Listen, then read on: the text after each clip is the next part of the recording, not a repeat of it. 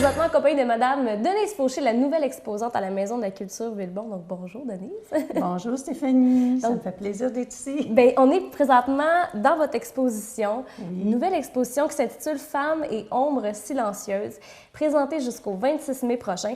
Et là, c'est une belle grosse exposition solo. Oui. 3 salles Oui. de vos œuvres. Je suis très contente parce que j'avais justement 3 thèmes différents. C'est-à-dire le même thème, mais trois volets différents parce qu'il y a l'estampe numérique. OK. Ça, c'est de l'estampe numérique, mais transférée sur des panneaux de bois. OK. Il y a l'estampe numérique conventionnelle aussi, encadrée.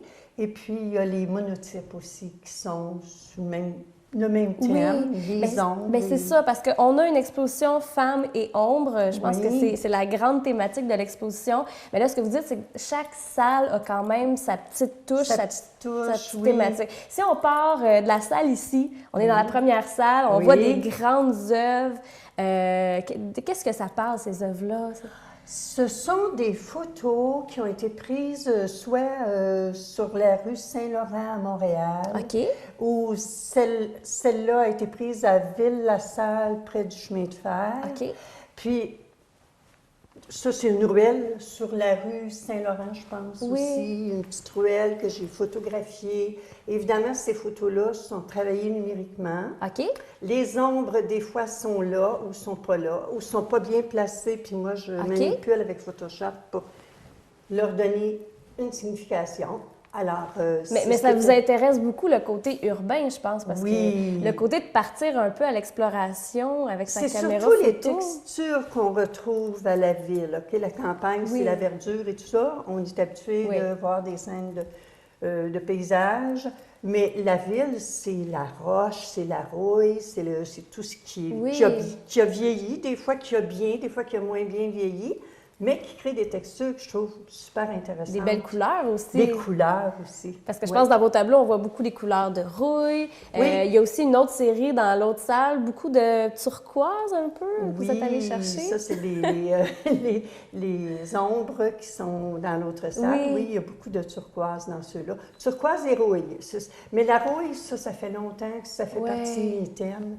Il y a eu Épave et fonds marins avant, une exposition précédente, et c'était avec beaucoup de rouille, des fonds marins avec des objets C'est très inspirant pour un artiste, je pense, cette texture-là qui est la nature et le temps qui crée sur le métal. Oui. Alors, c'est un peu tout ça, les vieilles pierres, ça c'est...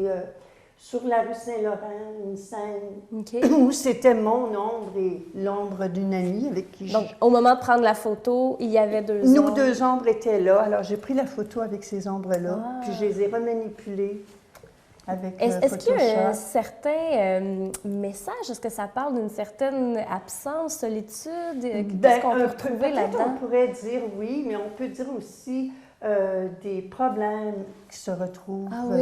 à la ville, plus, solitude, mais aussi des complots, Bon, ça ici, ça a presque l'air, cette œuvre-là, de quelqu'un qui veut intimider l'autre. Moi, c'était comme ça. Pour moi, c'était de l'intimidation. Mais c'est plein de choses qui se passent. Oui, je pense que c'est des œuvres qui parlent beaucoup. Et je pense que l'autre série aussi qu'on retrouve dans votre exposition, Les femmes, ça, c'est assez frappant quand même. Là. Oui, les femmes ont précédé cette série-là, ont précédé la série des ombres. Ça faisait déjà...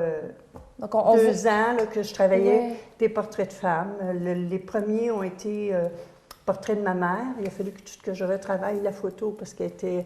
Puis j'avais beaucoup de choses à dire par rapport à elle. Puis après ça, il est venu des portraits d'amis, des portraits de personnes, des aînés à qui je donnais des ateliers. Je leur ai demandé la permission de les photographier. Puis chacun avait quelque chose dans son visage qui m'inspirait. Parce que vous avez mis des textures, vous avez mis des effets sur ces visages-là. Ça devient assez frappant. Et quand on parle de la technique, bon, je pense que vous êtes vraiment une artiste technique mix, on peut le dire.